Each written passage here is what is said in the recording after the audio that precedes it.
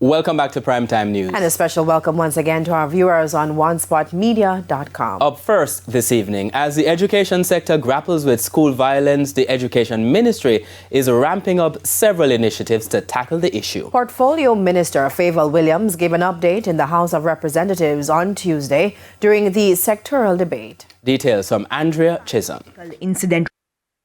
55 critical incident reports were sent to the Education Ministry between January 2022 and January 2023.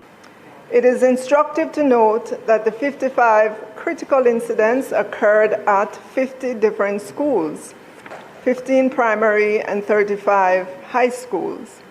5 of the schools had 2 critical incidents each, and these range from gang violence to physical assault to robbery to break-ins at the school to school bus accidents to alleged sexual grooming to drowning to vandalism to stabbing to attempted abduction to brawls to physical altercations to a fire and alleged sexual assault.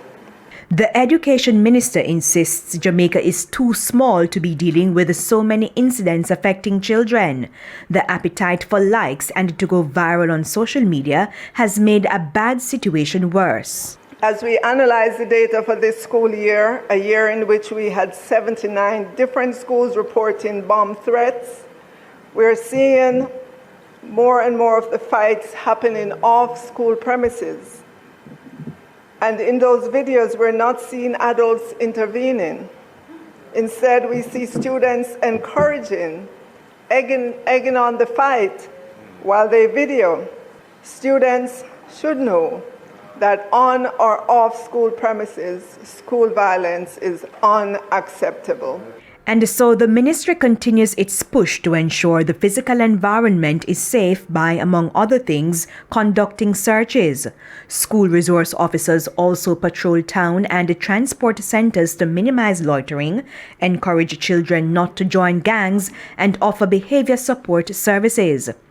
Even as parenting workshops continue, Minister Williams says a character education framework is expected to be launched in September. Still, the wider society has a role to play.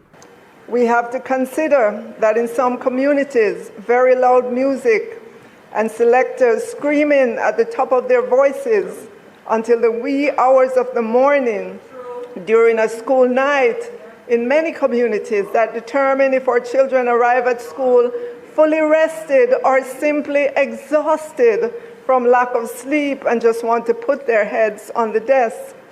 It is the lewd lyrics being broadcast in some of the public passenger vehicles that our students have to travel in to get to school that will determine if they arrive at school in a calm spirit or sexually charged.